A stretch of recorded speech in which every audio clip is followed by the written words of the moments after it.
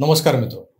बऱ्याच दिवसांनी पुन्हा आपल्या या कम्फर्ट झोनमध्ये परतलोय आणि इथे बसून जी जोडायला मजा येते ती बाहेर कुठेच नाही. तेव्हा आज कोणाला जोडणार असा काही प्रश्नच उरलेला नाही. मागच्या 2 दिवसात बरेच पोपट मिठू मिठू बोलून गेले. त्यांच्यापैकी एकाला आधी घेऊया. हा माणूस ज्ञानपीठ पुरस्कार विजेता लेखक आहे, त्यामुळे त्याच्यावर बोलणाऱ्याची अक्कल आधी तपासली जावी असा काही दंडक नाही आहे. पण फक्त काही शेंदाड शिपायांनी सोशल मीडियावर एक सूर लावला आहे की ज्ञानपीठ पुरस्कार मिळालेल्या ज्ञानी माणसाविरुद्ध बोलताय तेव्हा तुम्हाला किमान व्हॉट्सअप युनिव्हर्सिटीचा पुरस्कार तरी मिळाला आहे का हे बघा. अलीकडे मनसेनं सोशल मीडियावर रील्स बनवणाऱ्या पोरांना रीलबाज नावाचा पुरस्कार द्यायला सुरुवात केली. पण बाकीचे जे लोक सोशल मीडियावर आभाळ हेपलत असतात ना, त्यांना त्यांच्या उद्योगांबद्दल कुठलंच ॲप्रिशिएशन मिळत नाही. एक तो निखिल भांबरे, त्याला अपवाद ठराव असो, मी काय त्याच्यावर टीका करत नाही. विषय अर्थात परवाच्या त्या गेमाडपंथी जे बाबा आहेत ना आपले मिशीवाले, त्यांच्या प्रवचनाचं. काय बोललेत बाबा? आहा, समस्त लिबरल गांडूंच्या जीवाला शांतता लाभेल, शांती लाभेल. अगदी मसाला पानात आपण थंडक टाकल्यावर कसं वाटतं तसाच काहीसा फील येत होता भालचंद्र बुवा नेमाडे यांच्या त्या प्रवचनाला. नेमाडे हे सतत हिंदूंच्या विरोधातच असतात किंवा तसा त्यांच्यावर शिक्का बसलाय का हिंदू विरोधी तर नाही, पण ते कोसला लिहितात. ते हिंदू जगण्याची समृद्ध अडगळ लिहितात. अहो, अडगळ कधी समृद्ध असते का? साधं लॉजिक आहे. अडगळ म्हणजे भंगार. सरळ साधा अर्थ आहे. अडगळ म्हणजे भंगार. जर ही अडगळ एवढी समृद्ध असेल तर मग जे अडगळ नाही ते किती भव्य असेल. ती भव्यता आमच्या हिंदू धर्मात आहे. पण हे स्वीकारणं जड जातं या लिब्रांडून. म्हणूनच तर हिंदू धर्माला धर्म म्हणू नका, तर ही समृद्ध आणि अभिरुचीपूर्ण जगणं शिकवणारी एक पद्धती आहे, एक संस्कृती आहे, ढोबळमानानं जीवन पद्धती आहे असं आम्हाला सातत्यानं सांगितलं जातं. कुठल्याही मार्गानं हिंदू धर्माला एक धर्म म्हणून एस्टॅब्लिश होऊ द्यायचं नाही हे ठरवून लिखाण करणारे हे विद्वान लेखक, यांना ज्ञानपीठ पुरस्कार दिला जातो. कधी कधी वाटतं की या मिशीवाल्या बाबांच्या ज्ञानाचं पीठ झालंय की काय. मला वाटतं ज्यांना ज्यांना हे छटाक पावशेर ज्ञानपीठ वाटलं गेलं ना, दिलं गेलंय, त्यातल्या अनेकांना ते नकोसंही झालेलंही असेल. त्या सगळ्यांकडून ते परत घेणं सुरू करा म्हणावं सरकार. पुरस्कार वापसी अभियान. या पुरस्कारांचं प्रदान हे सत्पात्री दान नव्हतं बहुधा. सगळ्यात आधी मला एक गोष्ट समजेना, ती म्हणजे ज्या औरंग्याच्या नावानं सध्या महाराष्ट्र पेटलाय, रोज कुठले ना कुठले वादविवाद उभे राहतात, त्या औरंगजेबाला निष्पाप ठरवणारा हा जीवाचा आटापिटा कशासाठी हो नेमाडे? एक वयस्कर लेखक या पलीकडे तुमच्याकडे बघण्याचा दृष्टिकोन उरलेला नाही आता. बरं, हे बुवा जिथे उभं राहून बोलतात ते ठिकाण म्हणजे मुंबई मराठी ग्रंथ संग्रहालयाचं सभागृह. याच मुंबई मराठी ग्रंथ संग्रहालयात फार मोठ्या प्रमाणात गैरव्यवहार सुरू आहेत. लवकरच त्याबद्दलची सनसनाटी मुलाखत मी तुम्हाला दाखवणार आहे आपल्या चॅनलवर. हा भ्रष्टाचार ज्यांच्या आशीर्वादाने चालतो ते या संस्थेचे अध्यक्ष कोण? तर आधारवड शरद पवार. हे शरद पवार ज्या व्यासपीठावर असतील तिथे औरंग्याचं समर्थन हे होणारच, कारण पवार हे स्वतःच औरंग्याचे कट्टर समर्थक आहेत. संभाजीनगर नामांतर झालं, त्या संभाजीनगरला मी औरंगाबादच म्हणणार. मी औरंग्यापुढे नतमस्तक होईन, पण संभाजीराजांना मुजरा करणार नाही, असाच अर्थ होतो ना त्याचा. ते हिरव्या बांडगुळांना आपल्या अंगा खांद्यावर वागवणारे पवारांसारखे राजकारणी जेव्हा अशा ग्रंथ संग्रहालयांच्या देखील अध्यक्षपदावर बसतात तेव्हा समजून जा इथे ज्ञानार्जन होणार की आणखी काय. इकडे पवार वळले या ग्रंथ संग्रहालयाच्या समितीवर तेव्हाच लक्षात येतं की या ग्रंथ संग्रहालयाची आर्थिक उलाढाल जबरी असली पाहिजे. या ठिकाणी आपल्या चेल्या चपाट्यांना सदस्य म्हणून कार्यकारिणीवर घ्यायचं आणि त्यांचंही चांग भलं करायचं हा अगदी स्वच्छ हेतू असतो पवार साहेबांचा. पण लोक त्यातही भ्रष्टाचार शोधून काढतात. असो, आपल्याला त्यावर आता काहीच बोलायचं नाही आहे. पण पवार हे असं एक सेक्युलर चुंबक आहे की त्यांची उपस्थिती आजूबाजूच्यांना आपसुकच हिंदू विरोधी बनवून टाकते. त्यांचे विचार औरंगजेबाच्या दरबारी चाकरी करायला, त्याला कुर्निसात करायला धावत जातात. नेमाडे घसरले तर त्यात आश्चर्य वाटण्यासारखं काहीच नाही.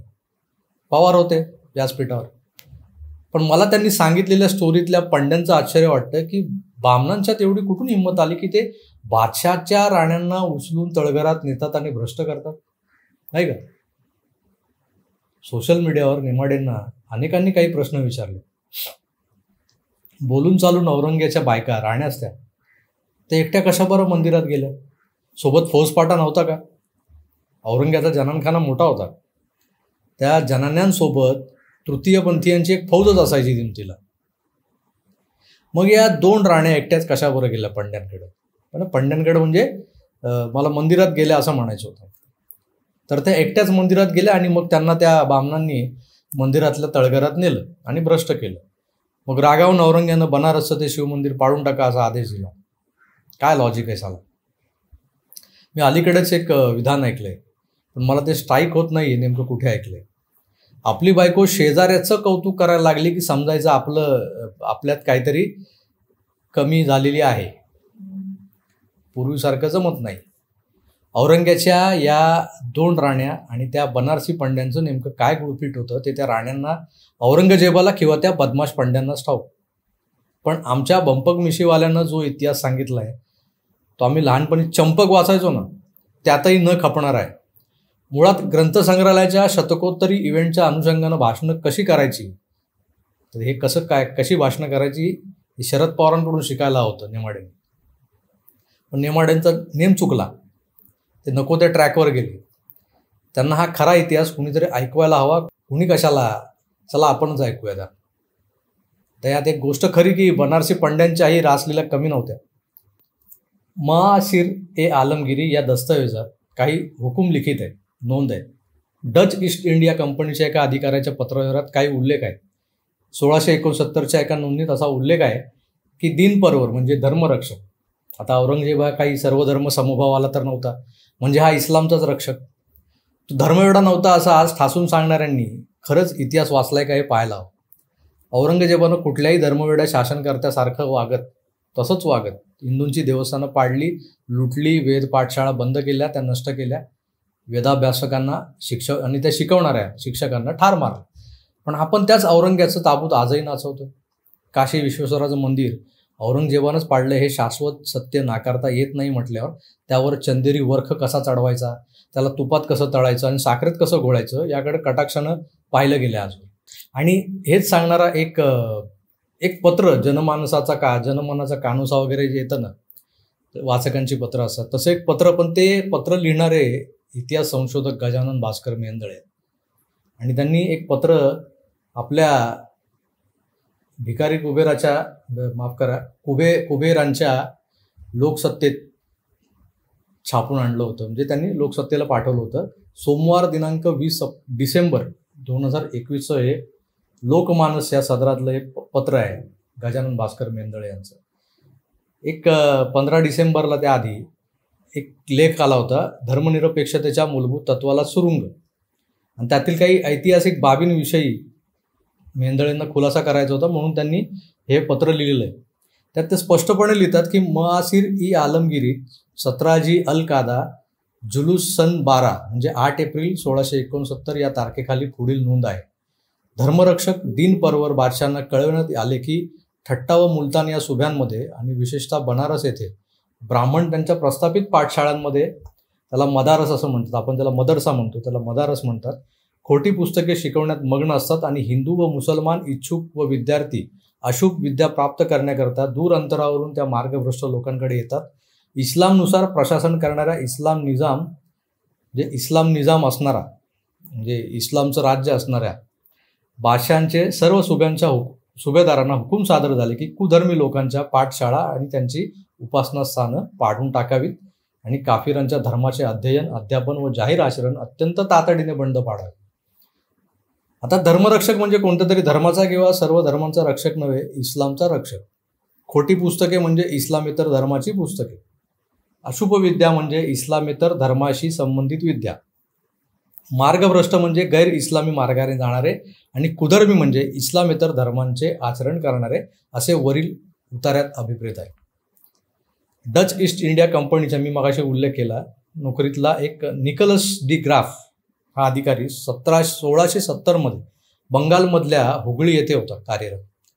औरंगजेबाच्या वरील हुकुमाचे वृत्त त्याला समजले होते. तो लिहितो, जानेवारी महिन्यात सर्व सुभेदारांना आणि मुसलमान अधिकाऱ्यांना सर्व राज्यात हिंदू धर्माच्या आचरणावर बंदी घालावी आणि मूर्तीपूजकांची सर्व देवळे बंद करावीत असा बादशहाचा हुकूम मिळाला. मासिर ई आलमगिरी या दस्तऐवजात 2 सप्टेंबर 1669 आणि 14 सप्टेंबर 1669 या 2 तारखांच्या दरम्यान पुढील नोंद आहे. की कळवण्यात आले की बादशाहांच्या हुकमानुसार काशी विश्वनाथाचे देऊळ त्याला बुतखाना ई काशी विश्वनाथ असं म्हटलं जायचं, ते पाडून टाकण्यात आलं. म्हणजे स्पष्ट होतं की औरंगजेबाच्या हुकमावरून काशी विश्वनाथाचं मंदिर पाडलं गेलं. मग काशी विश्वनाथाच्या मंदिराच्या पाडण्याच्या बाबतच्या ज्या अवया, ज्या कंड्या पिकवल्या जातात, जी यातली एक कंडी ही आपल्या मिशीवाल्या, झुपकेदार मिशीवाल्या नेमाड्यांनी पिकवली आहे, ती किती खरी किती खोटी. ती कंडी पिकवण्यामागे नेमाड्यांची जी अक्कल चालली आहे ना, त्या अक्कलेला प्रेरित करणारी एक घटना किंवा एक लिखाण, एक पुस्तक, एक उतारा जो होता तो आहे, तो कोणी लिहिला तेही सांगतो मी तुम्हाला. तो लिहिला आहे की तो लिहिला यांनी, त्यांचं नाव आहे भोगराजू पट्टाभी सीतारामय्या. पट्टाभी सीतारामय्या म्हणजे तुम्हाला माहिती आहेत कोण?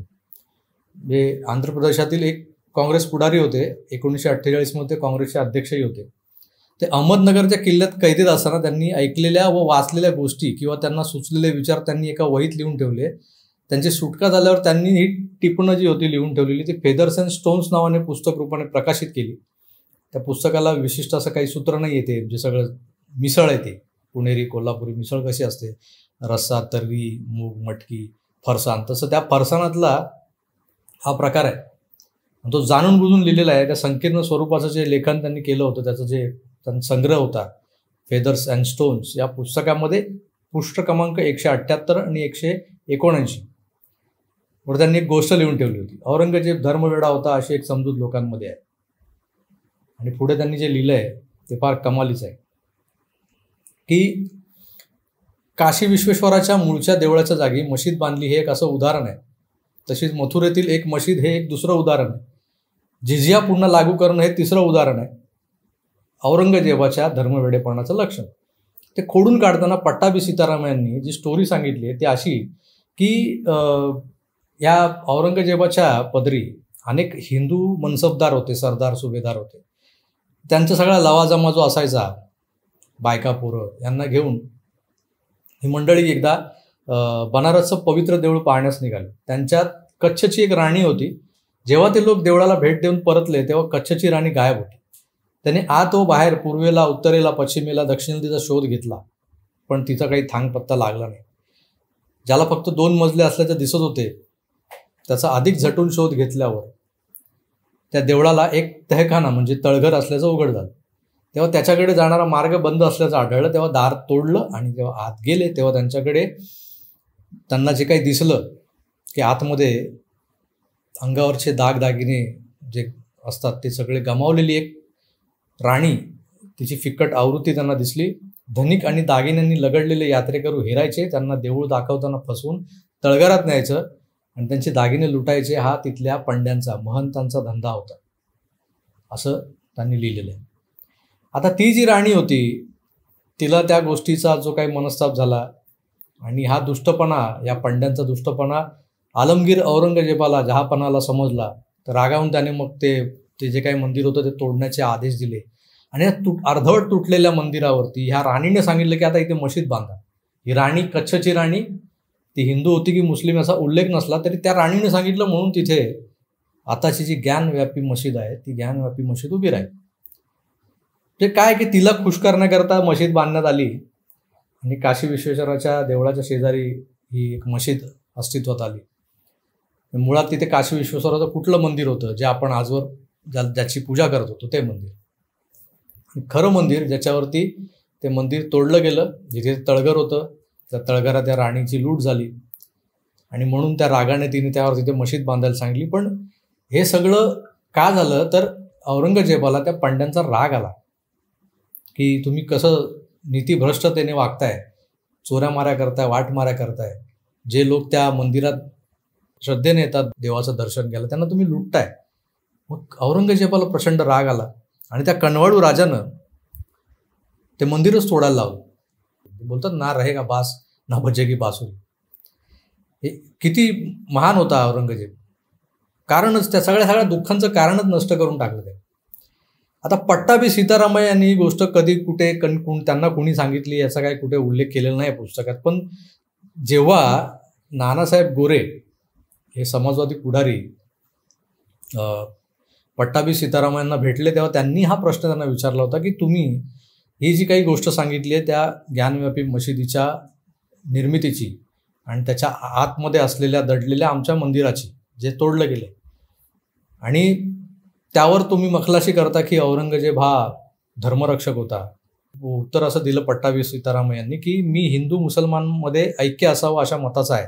हे ऐक्य घडून येण्याच्या मार्गात औरंगजेब हा मोठा अडथळा आहे हे मला आढळून आलं, म्हणून मी ती गोष्ट स्वतः कल्पनेनं रचून सांगितली आहे. आणि ही गोष्ट नानासाहेब गोरेंकडून गजानन मेंदळे यांनी ऐकलेली आहे आणि त्याच गोष्टीचा उल्लेख त्यांनी या पत्रात केलेला आहे. ही थाप मारली, त्या कच्छच्या राणीची अब्रू लुटली गेली आणि मग तिला राग आला आणि मग तिने रागावून तिथे त्या उद्ध्वस्त भग्न मंदिरावरती एक मशीद उभी राहावी असं आपलं मानस व्यक्त केला आणि औरंगजेबाने तिथे मशीद उभी केली. ज्ञानव्यापी उभी राहण्याचा हा सगळा जो काही प्रसंग आहे तो आपल्या डोळ्यासमोर उभा राहिला. हा एक प्रसंग आहे आणि थोडाफार त्याला आणखीन काहीतरी त्याच्यात माल मसाला मिरची कोथिंबीर आपण म्हणतो ना आलं लसूण टाकून अनेक लोकांनी म्हणजे बी एन पांडे आणि गार्गी चक्रवर्ती असे कम्युनिस्ट लेफ्टिस्ट लोकांनी यावर आणखीन काही पुस्तकं लिहिली. त्यात हा प्रसंग आहे पण त्याला त्यांनी रंगवून वेळोवेळी त्यातली पात्र बदलले. चक्क आता आपल्या नेमाड्यांनी तर औरंग्याच्या 2 राण्या या सगळ्या चित्रपटात नायिका म्हणून आणल्यात आणि खलनायक बनवलेत ते पंडे अजित रणजित.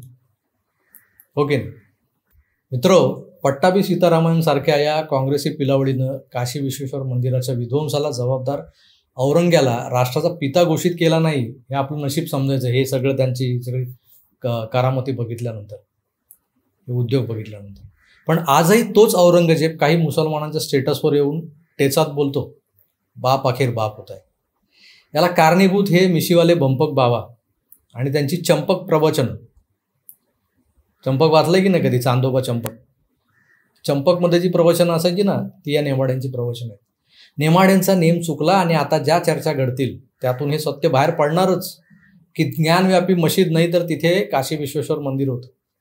आर्किओलॉजिकल सर्वेवाल्यांची टीम जे तथ्य बाहेर काढील ते जो काय सर्वे चालू आहे तो काढीलच. त्यावर शिक्कामोर्तब हे मेवाड म्हणतोय मी, हे गेमाड विचारवंत करू लागले हे लक्षात घ्या. हे आता त्या तथ्यांवरती शिक्कामोर्तब करू लागले. नेमाडे गेले होते गणपती बनवायला पण त्याचं झालंय मारुती. औरंग्यानं का पाडलं ते मंदिर हे नंतर, तिथं मशीद उभी केली काय झालं हे नंतर. पण आधी हे तर सिद्ध झालं की होय तिथे विश्वेश्वर मंदिरच होतं, काशी विश्वेश्वराचं मंदिरच होतं. बस अजून काय हवं आहे आपल्याला? ह्या सगळ्या मागे जे कोण आहेत त्यांचा आपण उदो केलाच पाहिजे.